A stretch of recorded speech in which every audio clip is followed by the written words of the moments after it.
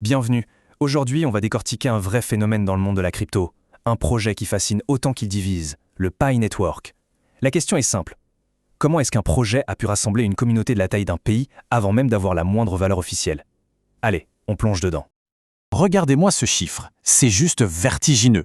Pi Network revendique plus de 50 millions d'utilisateurs. Il les appelle les pionniers. On parle d'une base d'utilisateurs qui est tout simplement colossale, construite brique par brique, ou plutôt téléphone par téléphone. Et c'est là que ça devient complètement fou. Cette croissance, elle s'est faite sans la moindre campagne de pub, sans aucun budget marketing visible. C'est ce qu'on appelle du marketing silencieux, mais à une échelle qu'on n'avait jamais vue. Tout a reposé sur le bouche à oreille et des mécanismes viraux ultra efficaces. Ah, la fameuse question à 1 million de dollars, ou plutôt à 0 $ pour le moment. Parce que oui, cette immense communauté, elle détient une monnaie qui n'est listée sur absolument aucune plateforme d'échange officielle. C'est un paradoxe énorme et c'est le cœur de notre analyse d'aujourd'hui. Alors comment ont-ils fait? Comment est-ce possible? Eh bien, la première partie de la réponse, elle se trouve dans une stratégie psychologique qui est, il faut le dire, extrêmement bien ficelée. Ici, on ne parle pas de technologie, on parle de perception. Pour comprendre leur succès, il faut vraiment regarder les leviers psychologiques qu'ils ont activés.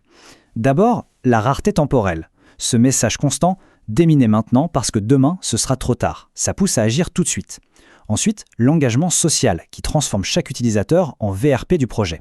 Et enfin, ce fameux statut de pionnier. Ça crée un sentiment d'appartenance, l'impression de faire partie d'une élite qui a compris avant tout le monde. Et l'appât, il était parfait. La promesse de pouvoir miner de la crypto hyper facilement, directement sur son téléphone, juste un clic par jour, c'est cette simplicité qui a été la porte d'entrée pour des millions de personnes. Des gens qui, autrement, n'auraient probablement jamais touché à la crypto. Mais attention, l'objectif, ça n'a jamais été de rester une simple petite appli de minage. Non, Pi Network construit ce qu'on appelle un jardin clos. C'est un écosystème complètement autonome, un peu comme ce que fait Apple avec son App Store. La plateforme contrôle tout. L'idée, c'est de garder les utilisateurs et la valeur à l'intérieur de l'écosystème. Le revers de la médaille, c'est que rien ne peut en sortir librement. Leur plan de jeu, en fait, il se déroule en 4 étapes très claires. D'abord, l'acquisition. On attire des millions de gens avec la promesse du minage gratuit. Ensuite, l'activation. On s'assure que les comptes sont réels avec une vérification d'identité, le fameux KYC, ce qui engage beaucoup plus les utilisateurs. Après ça, la rétention. On leur donne des raisons de rester avec des applis utiles au quotidien. Et enfin, la monétisation. On crée une économie interne où le Pi est la seule et unique monnaie. C'est limpide. Bon, passons maintenant au cœur du problème. Parce qu'on a cette communauté immense, super active, super engagée, mais la monnaie qu'elle mine n'a aucun prix officiel. C'est ça le grand paradoxe de Pi Network. La raison technique derrière tout ça, c'est que le réseau principal, le mainnet, est actuellement enclavé. En clair, ça veut dire quoi? Ça veut dire que les transactions en Pi, elles peuvent bien avoir lieu entre les membres à l'intérieur de l'écosystème, mais il est impossible de sortir ces Pi pour les échanger contre des euros ou d'autres cryptos. Pour l'instant, la monnaie est prisonnière de son propre jardin. Alors, pour combler ce vide, la communauté a inventé son propre concept, la valeur de consensus global, ou VCG. C'est un prix que les membres s'accordent entre eux à donner au Pi, parfois à des niveaux hallucinants. Mais le point crucial à comprendre ici, c'est que cette valeur, elle n'est pas du tout basée sur la liquidité d'un vrai marché. Elle est basée uniquement sur la foi. Et il y a cette citation, tirée de nos sources, qui résume la situation à la perfection. La VCG est un château de sable, impressionnant de loin, vulnérable à la première vague. C'est exactement ça. C'est une construction sociale, un acte de foi collectif qui est magnifique. Mais on sait tous ce qui arrive à un château de sable quand il est confronté à la première vraie vague du marché. Sa solidité reste entièrement approuvée. On se retrouve donc avec cette dualité permanente. D'un côté, une vision super ambitieuse, presque utopique, d'une monnaie pour tous, et de l'autre, une incertitude totale, absolue, sur sa valeur marchande.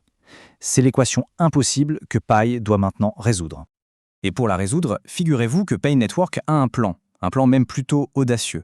Au lieu de fuir les règles comme beaucoup de projets crypto, ils ont décidé de les embrasser pour créer la légitimité qui leur manque cruellement. C'est un vrai pari. La clé de voûte de cette stratégie, elle a un nom, MiCA. C'est la nouvelle réglementation européenne qui va entrer en vigueur en 2025. Et MiCA, c'est en train de devenir le standard mondial pour dire si un projet crypto est sérieux ou s'il ne l'est pas. Et c'est là que le coup de génie opère. En déposant un dossier pour être conforme à MiCA, PinePay ne fait pas que se plier à la loi. Non. Ils se servent de la régulation comme d'une arme marketing. Ils envoient un message très fort au marché. Regardez, nous sommes légitimes. Nous ne sommes pas une crypto du Far West. Nous jouons dans la cour des grands. Et ce n'est pas du bluff, loin de là. Le livre blanc MiCA qu'ils ont soumis révèle une structure d'entreprise complexe et très internationale. On a Pibit aux îles Vierges britanniques qui dépose le dossier, la Fondation Pi aux îles Caïmans qui est la société mère et Social Chain aux États-Unis qui est l'opérateur technique. On est face à une organisation qui a l'air très sérieuse. Les objectifs, eux, sont affichés noir sur blanc, sans ambiguïté. Obtenir l'admission officielle à la négociation dans l'Union européenne, une première cotation prévue sur OKX, une plateforme qui sera conforme à MiCA. Le document confirme aussi l'offre totale de 100 milliards de Pi et précise bien, c'est important, que le jeton n'est pas une action de l'entreprise. Tout ça, ça nous amène à la conclusion inévitable. Toute cette construction, cette communauté gigantesque, cette stratégie incroyable, tout ça va bientôt être confronté à son juge de paix. Et ce juge, c'est le marché. Le jour où le mainnet enclavé s'ouvrira enfin, le fameux château de sable de la VCG va faire face à la vague, la vraie, celle de l'offre et de la demande. Ce sera le moment de vérité, le moment où la promesse et le paradoxe vont enfin se percuter. La question finale, elle reste donc entière. Est-ce que la foi et l'engagement de 50 millions de personnes peuvent être une force économique suffisante pour donner une valeur réelle et durable à un actif numérique ? Pi-Network, c'est bien plus qu'une crypto. C'est une expérience fascinante sur la nature même de la valeur. Et le verdict ne devrait plus tarder.